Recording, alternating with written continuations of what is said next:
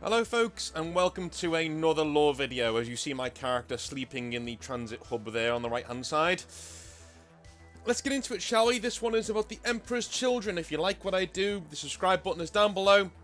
And if you really like what I do, then the Patreon is also down below. If you want early access to all of these videos at least a day early, then head on over there and give whatever you can, and you can get these videos a day early. Also, go and help support Composite Games. They do a lot for the channel. So if you need anything this holiday season, go over there, use the promo code Northern Exile, and you get 5% off at checkout, just for you. In terms of other things from Australia and the US, I'm still working on those. Those are really hard to get stores to actually partner with a channel as small as mine, but I'm trying, guys. That's all I can do. If you want stuff from the US and the UK and Australia, as in codes for you to get money off, then channel needs to be a bit bigger. It just is what it is. Like, they're not going to come to me, unfortunately. I was very lucky to get Composite Games, and they've been very, very, very nice to me and my followers. So thank you very much. Go and support them if you can. Let's get on with some lore, shall we? Because we are halfway through the week. Well, we're technically more than halfway through the week now. We're on Thursday, so let's jump into it. Just vis-a-vis, the Emperor's Children are my second favourite traitor legion. The first being the Iron Warriors. They are very similar in certain ways, and we will discuss that in the lore section as we go forwards. But the Emperor's Children, the problem with perfection. So we come to one of those undeniably evil legions. A legion that is likely more beyond redemption than any other in the minds of many hobbyists. The Emperor's Children. Even their name is a cruel joke on the Imperium, and when you think about the grim, dark, and more twisted nature of the enemies of mankind in a setting where even the good guys look like skull-laced, far-right enemies from World War II, that is saying something. The Emperor's Children are the answer to the question, if the good guys look like this, how awful can the bad guys be? Well, that is the Emperor's Children in a nutshell. In this video, we will look at what makes them work, and what falls away a little in their descriptions. We will also look at how I will change them in any budding exile verse that people keep telling me to write. I mean, I would write the exile verse, guys, I would. Like, the exile verse being something that people are starting to coin on the Discord as being my version of Warhammer 40,000 going forwards. I just don't have the time. I really don't have the time. Not right now, anyway. Maybe in the new year I will get to laying down some more concrete descriptions of what's going on. But these videos will have to do for now. Hope you enjoy them. And I'll only really do it as well when most of the legions are done, and I've at least done some Xenos races, because I really like Xenos races. So I think they're going to be the next couple of weeks after we've done one or two more legions. We'll be doing some more Xenos races, I think, because I really do like them. So the good of the Emperor's Children, and there is a lot to like here. There is a lot to like about the Emperor's Children. As a tragic legion, the Emperor's Children are literally the greatest of the lot in terms of the tragic legions.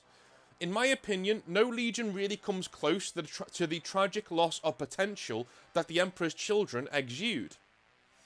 Let's not forget that these guys were essentially the heralds of the Emperor. When he needed someone to convince a planet to stand down without fighting, he would send the Emperor's Children.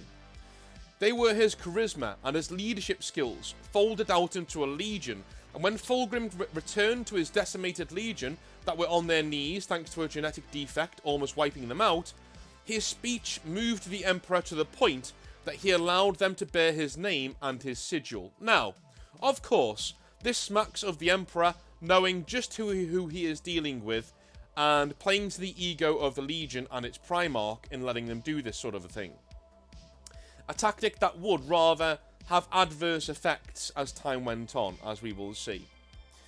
But still, it's a beautifully written piece of sentiment that speaks to the core of what the Emperor's Children are. People who want to be accepted for being perfect. I often hear that Fulgrim is the writer's favourite Primarch, quote unquote, because he embodies the deep self-resentment and hatred most artists feel when seeking to create the perfect piece of art.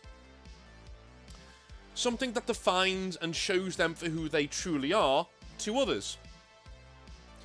I've only done this on a few occasions, as in create something that's truly worth showing to others that I think is truly great. And generally, it's a high that I chase again and again as an artist, as someone who likes to write, whilst very rarely managing to reach that place of nirvana, sort of a thing. I very rarely get there. This is why Fulgrim as a Primarch is somebody that I love a lot, and why I can't let go of my hope that he will be returning to his old self eventually, somehow.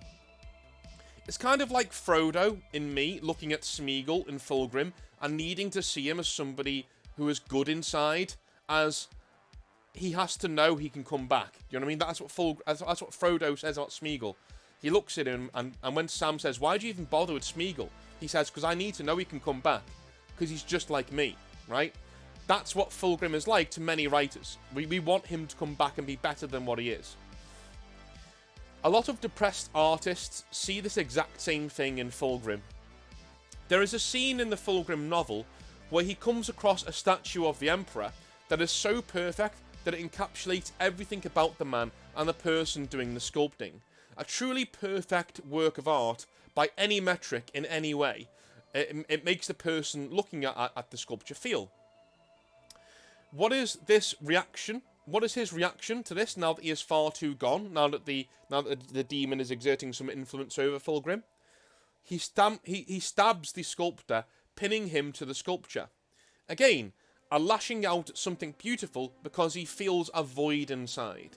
He is supposed to be perfect, but there is something missing, and he can't stand the fact that other people are getting there closer than him. You know, it's a very human thing that he goes through. This is what makes Fulgrim. His ability to focus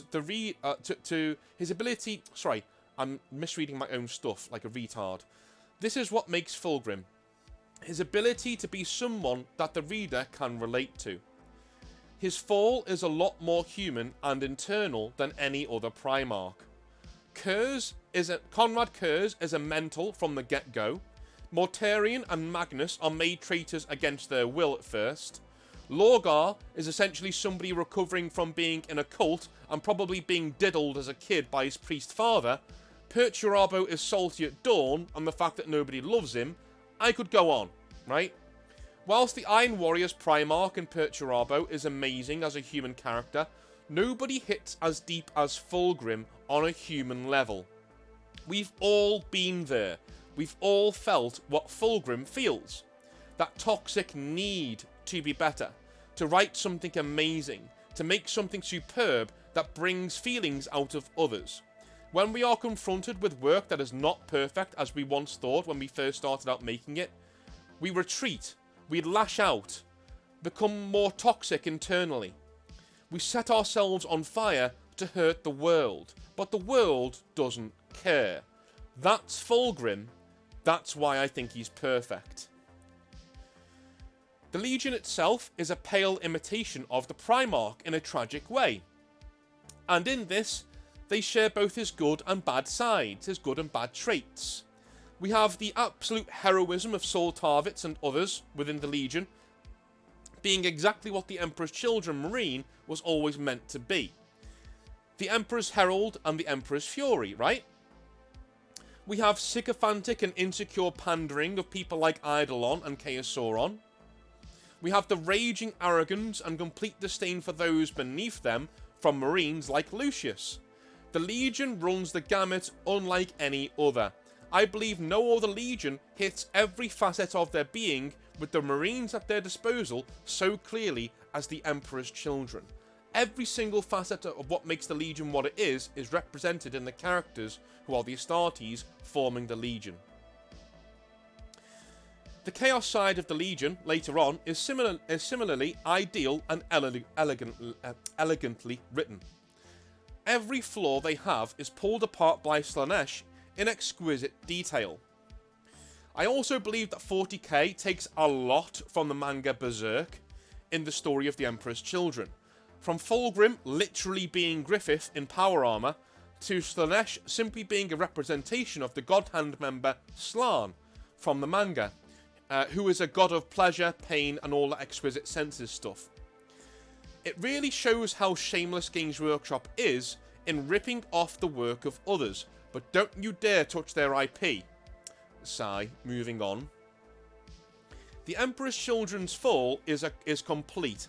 It's not something like the Iron Warriors, who retain what they are, but with a little bit more of a warped fashion sense about them. No.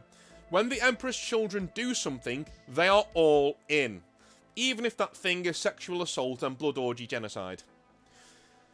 So now we come to the bad. The bad things about the Emperor's Children, in my opinion. Let me take a little quick sip of tea whilst I'm doing this. Lovely stuff. Right, the bad. Here comes the other part of that double-edged sword. The Emperor's Children steal most of their dynamic and their characters from other places. The largest, as I've just covered, being Berserk. I'm honestly surprised we do not have a Gut-style lone swordsman tracking down Fulgrim to get back at him for some heinous wrong. That is something I actually try and rectify later. If we are going to rip things off, let's at least do it properly, Games Workshop. Beyond that, the aesthetic of the Emperor's Children can lead to some pretty toxic memes by certain parts of the fanbase that seem to take glee in the fact that the Emperor's Children wear purple armour and have silver hair for some reason. Yes, they are very pretty, but that does not mean that they cannot fight. This leads directly into another negative of the Legion. The writers of Games Workshop are fully aware of this reputation as whiny, girly sycophants that the Emperor's Children have been saddled with, so they actively go out of their way to show you how cool and powerful they are. In a sense, it gets really old.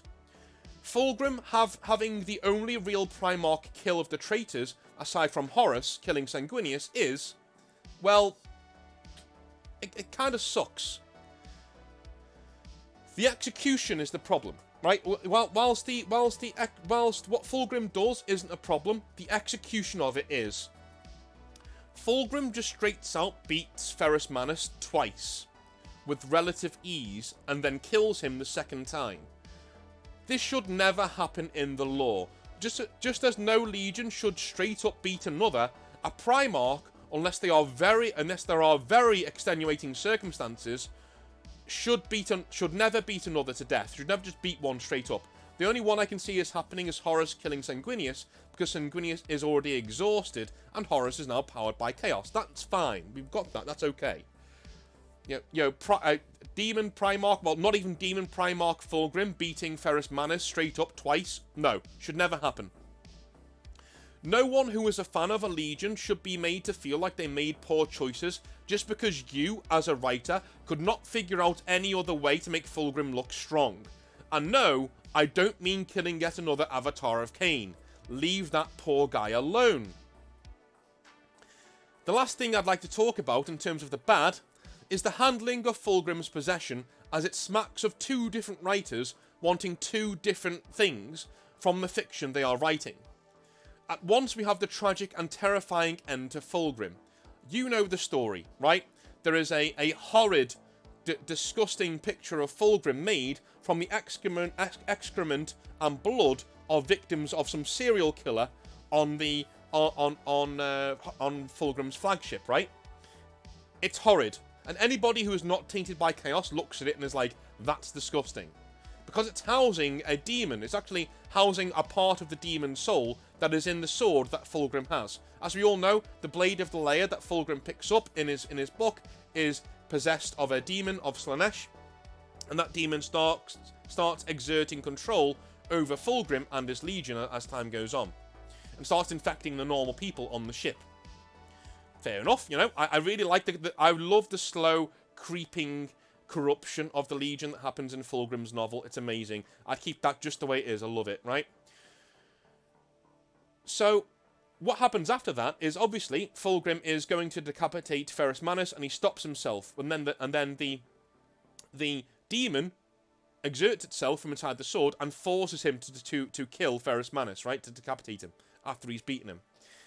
Fulgrim then lets himself be possessed because he doesn't want to live in a world where he's killed his best brother, and he's led his Legion down the path to damnation, right?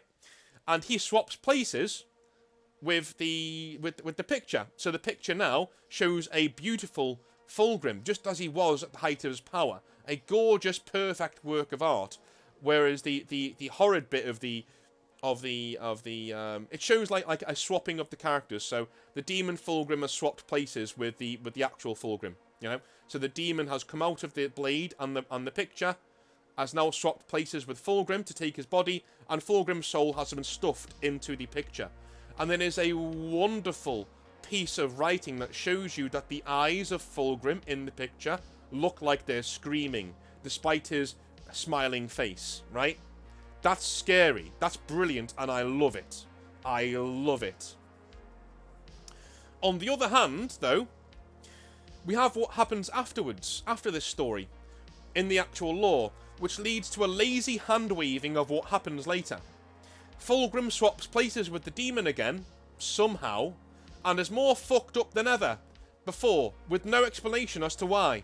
I genuinely believe there is a lost opportunity here that I will try and fix right now, because when Fulgrim swaps places with the demon again and is now back in his body, he is more evil than ever before. He is more evil than he was when he was a fucking demon. In fact, he only becomes a demon prince after this.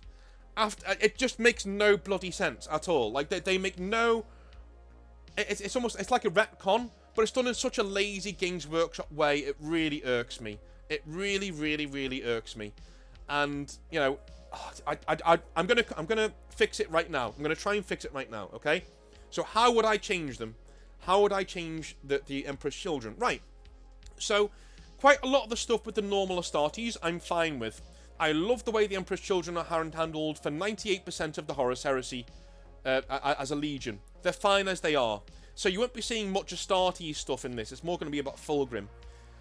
It just so happens that the 2% that is lackluster of their Horus Heresy story really does hold the Legion back from being top tier, in my opinion, whereas the Iron Warriors are actual top tier. The first thing I would change about the Horus Heresy, about their Horus Heresy appearance, is that Fulgrim is possessed not by a demon of Slaanesh, but a fragment of the Chaos God themselves. So, a small fragment of Slaanesh finds Fulgrim as a pleasing host and breaks him down mentally, just like the demon sword of the Leia does within the original lore. So, within the Leia sword in this one, in my version, there is a shard of Slaanesh itself is in there. Because it should take a Chaos God to corrupt a Primarch. It shouldn't just be a demon. You know, it should be the Primarch themselves corrupting themselves, as we see with Lorgar, or an actual god, right? It should be one of the two. It shouldn't be a normal demon, shouldn't be able to corrupt a Primarch. There should be, they're part of the Emperor's design, they're actually part of his flesh. They shouldn't be that corruptible. Kind of like Grey Knights in that way, right? I fully accept, by the way, if one of you want to say that a Grey Knight fell to Chaos because he literally fell to Slaanesh, because Slaanesh literally came to him in person, then I'll go with that. Yeah, fine. Fine. That's okay, because it should take a Chaos God to finally break through the Grey Knight programming and make them fall to Slaanesh. But to be fair, that Grey Knight should then just commit suicide, because like his entire being is, you know, I'm for the Emperor, and you know, there's no way you can really. It's kind of like it would snap before it bends. A Grey Knight would snap before it bends. The same as a Primarch should snap before it bends. You know. So the Grey Knight should just go mental. The Silver Knight guy should just go mental and like, you know, become this ravening lunatic rather than falling to chaos. But anyway, moving aside. So, a small fragment of Slaanesh finds Fulgrim as a pleasing host and breaks him down mentally, just like the demon sword of the Leia does within the original novel lore. What occurs essentially plays out just like it does in the novels. You know, Fulgrim is possessed by this part of Slaanesh, and all happens as it does in the novels. The next change is that when Fulgrim first tries to convert Ferrus Manus, he actually loses the duel to him. He is beaten near to death, and only the sacrifice of named characters from the Emperor's Legion gets him the hell out of there. This shows that whilst a great fighter, the pre-Chaos Fulgrim is able to be beaten in a fair fight if he lets his guard down like he does with Ferrus Manus. He is completely convinced that Ferrus Manus will join Horus for him. When he does not, it breaks Fulgrim's heart. And whilst he is dreaming, whilst he is recovering from his beatdown, that is when the demon, well, when Slaanesh really starts to exert influence over him, and he wakes up in a much more bitter and angry state. In the rematch at Eastvan, the Dropsite Massacre, the Demon Blade empowers Fulgrim to win the duel, but he knows it's the power of the sword that allowed him to win, and he is ashamed. Finally, he is goaded through this bruised pride and broken heart to kill Ferrus Manus, even though he tries to pull the final strike at the last moment. Slaanesh then tells Fulgrim he can end things for him if he prefers, which Fulgrim agrees to, and is encased in the painting within his own flagship, just like he is in the actual novels. Unlike the actual lore, however, Fulgrim never escapes this painting. He remains there and is trapped, sleeping for millennia, before finally, in the 41st millennium, the Necron Lord known as Trazyn the Infinite takes the painting for his museum world out of sheer curiosity. Aha! Didn't see that one coming, did ya?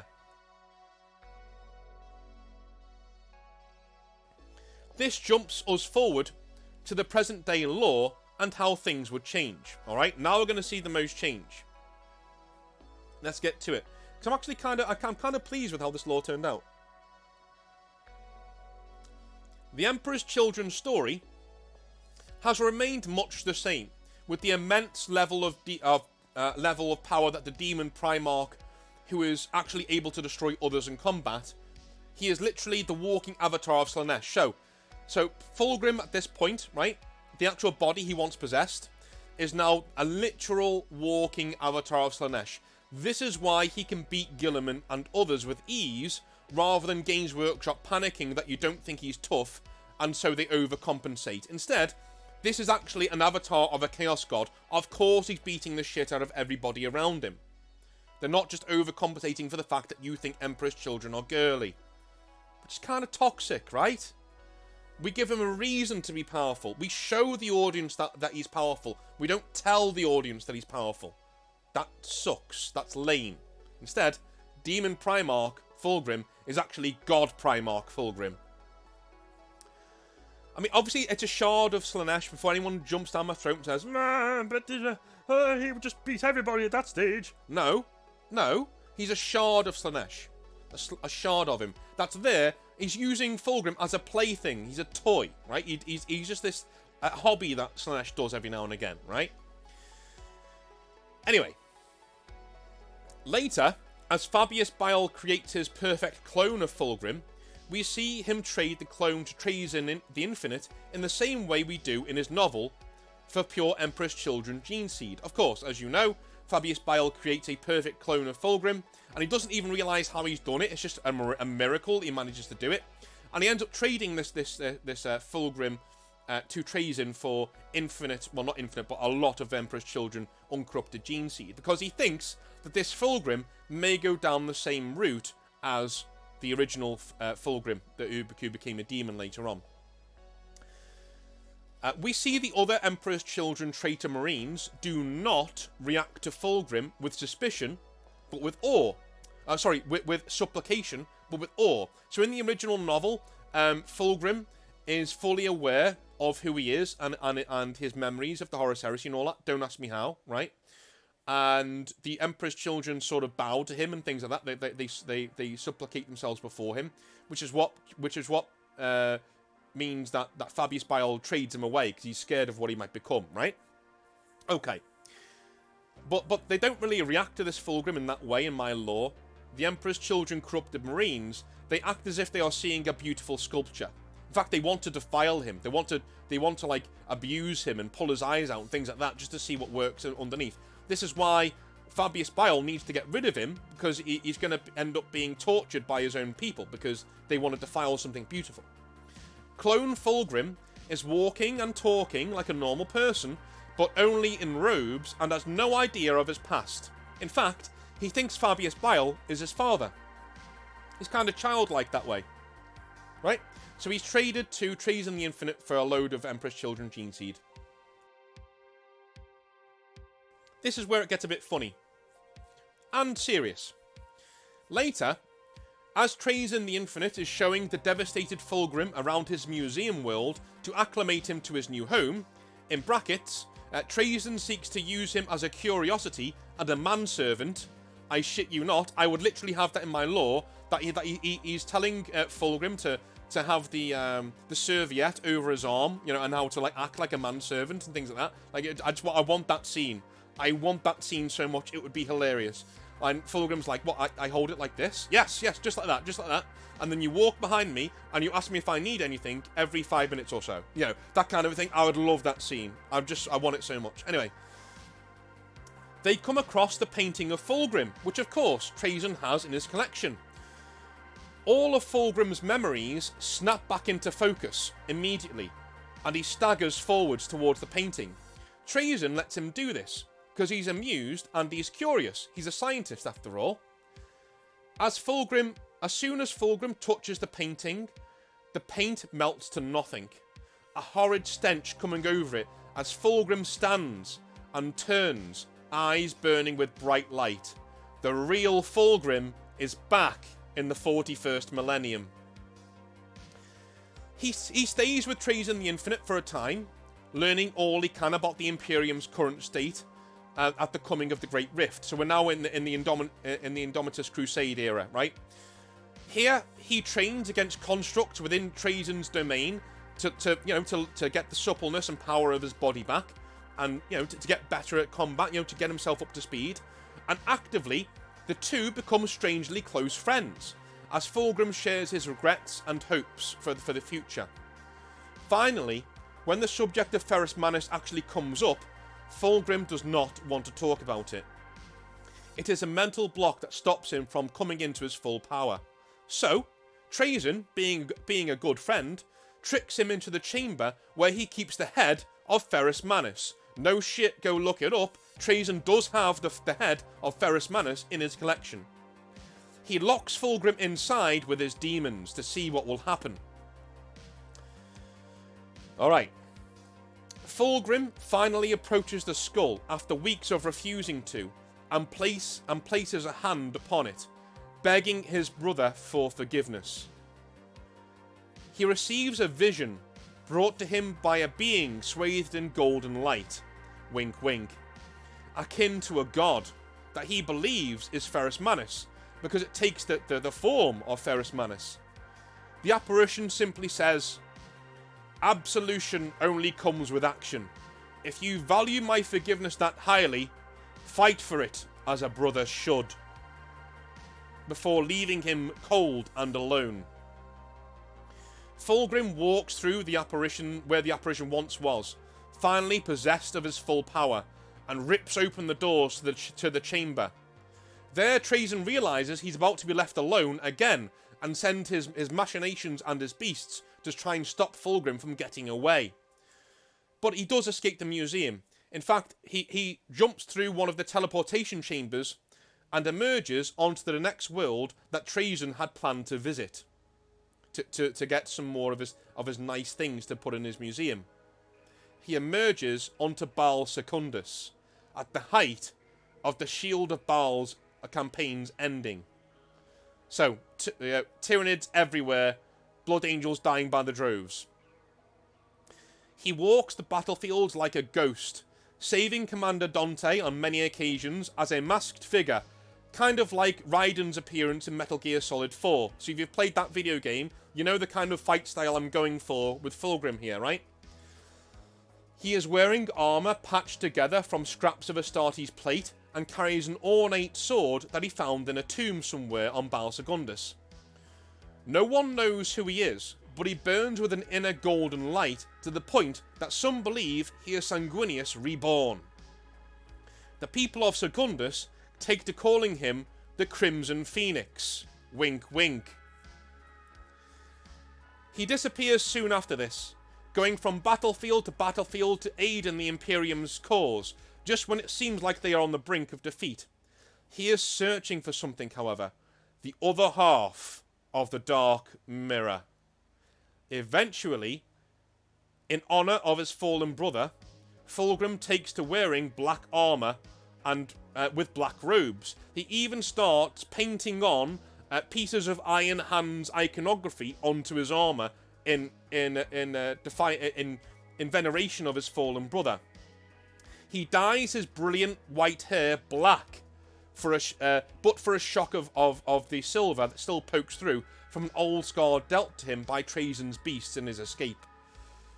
He travels as a lone swordsman, obsessed with finding the demon Fulgrim and finally slaying his darker half, and perhaps he can save what can be saved of his legion or burn them in the Emperor's light so something can be made anew. On the tabletop, I would actually have him have rules that he can be used in any Imperial army that you want, whether it's Empress, whether it's Space Marines or Imperial Guard or Sisters of Battle or whatever, Custodes, whatever. You can use the new Fulgrim. You can use. I would literally just call him the Crimson Phoenix or just the Phoenix.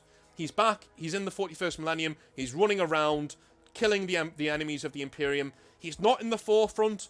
I think that would be. I'd like to leave that for another writer to pick up and run with. I'd like to have these little threads there in the actual setting, so we don't have this lame version of 40k where this perfect version of Fulgrim is just in a stasis chamber somewhere. That sucks balls. Instead, we have a fucking ninja Fulgrim out there taking the fight to the people who stole his life from him. How fucking cool is that? Anyway, that's what I would do with the Emperor's Children. What do you think? Because it even gives the Emperor's Children a get-out-of-jail-free card, kind of. If you want to bring some of them back to the Emperor's light, I wouldn't do that. If I was going to write this from this moment on, I wouldn't do that. I think the Emperor's Children are too far gone. They've done too much to be saved. And I think the new Fulgrim would see that and instead seek to kill any members of his former legion that he comes across. Of course, these members of his former legion will know who he is and will literally prostrate themselves before him because here is Fulgrim back again, guys. Daddy's home, right? And of course, the demon Fulgrim will hear of this and be like, shit. And will try and, these two are destined to fight. They're destined to fight at some point. Just like in Berserk, motherfucker. Guts and Griffith are destined to fight. Are destined to throw down. And Guts is actually destined to win that fight, I think. And I would actually have Fulgrim be destined to kill, or at least banish the demon inside of Fulgrim as we see him, or at least get rid of him. Not give him a true death, but keep killing him. He keeps coming back, and the new Fulgrim keeps killing him. Anyway, what would you do? How would you think you would do the Emperor's Children? Do you think I've done a good job? Do you think I'm mental? I don't know. But the Exileverse is taking shape, and I love you all for sticking with me on this journey as we go through Legion by Legion, Xenos race by Xenos race, character by character, and we see what the 41st millennium could look like if it wasn't written by a bunch of F-tards. I'm not saying that any of the stuff I write is perfect. It isn't. It's just my take on things, and I'd like to know what you have, because I want to know what any of the fans have in terms of ideas, because 9 times out of 10 what the fans do is better than what Games Workshop could ever dream of doing. Let's be honest. Love you guys, long time. I will see you later. I will see you tomorrow for some more Hobby Nightmares. Love you. Have a good one. Bye.